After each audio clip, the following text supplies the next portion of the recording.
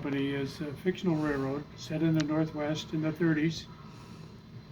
It borrowed an awful lot of its equipment from the West Side Lumber Company when it went into bankruptcy. It's a very simple layout, point to point, features logging, timber cut up in the mountains, comes down to a mill, and then the finished products are shipped out to other locations, either back on the layout or out to an interchange with the Denver Rio Grande. It also incorporates mining, and there are several mines on the layout, handling a variety of ores. Most of the locomotives that operate on the layout upgrade from Coal Creek Parkway, Coal Creek, which is our main town, are geared locomotives, either Shays, Heislers, or Climaxes. And then from Coal Creek out to the Denver Rio Grande, those are operated by rod locomotives. I enjoy the geared locomotives a lot more because they're more interesting to run, and they take a lot longer to move around the layout. So the layout's technically, well, not practically bigger. It takes you a little longer to get from place to place.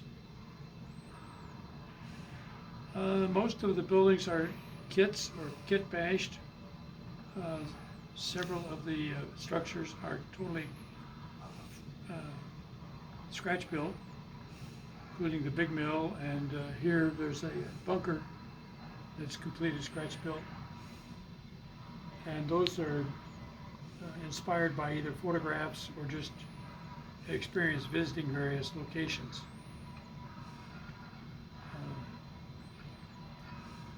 One of the interesting things for me is that in a logging layout, there's a lot more activity than just moving logs up and down the hill, because there's an awful lot of machinery and there's supplies that are moved back and forth on the layout.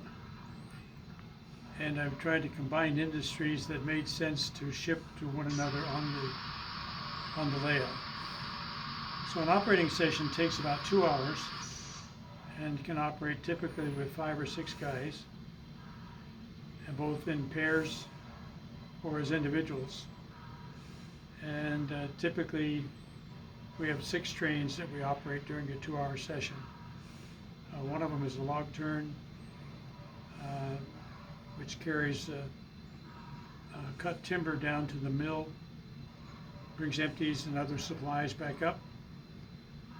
Another one is a train set that generates loads of ore going down from bunkers to the Denver Rio Grande, and empties and supplies coming back up. That's usually a 2-man crew. There's a main line train that starts basically at the fiddle yard, which is Morton, comes to Coal Creek, goes on up the layout to bunkers at the midpoint, then terminates up at the top at Tiger Mountain. And it handles all kinds of general freight, and it'll pick up empties or loads and reposition cars with either loads or empties. And then there's a cleanup train at the end of the day that comes down from Tiger Mountain, that comes down, terminates at Morton. Midday, there's at least 2 turns that go from Coal Creek up to the sawmill, and it'll handle cut lumber that's being loaded out to the Denver Rio Grande, or some of it's being shipped back up the line to handle it, the little towns and to the mines. The mill itself exists primarily to cut timber for the mining operations, which means that they're not 2x4s, they're more likely 4x4s or 4x8s or 10x10s and that sort of big timbers. So that justifies the equipment that I have on there. I have one other set of moves that involve stock cars, and those are handling sheep that are brought up during the spring for work in the graze in the meadows and so on during the summer. And then there's a move that takes those loads of sheep back down to Denver Rio Grande. So that combines my interest in the railroad, of course, and my wife's interest, who's a pretty serious knitter.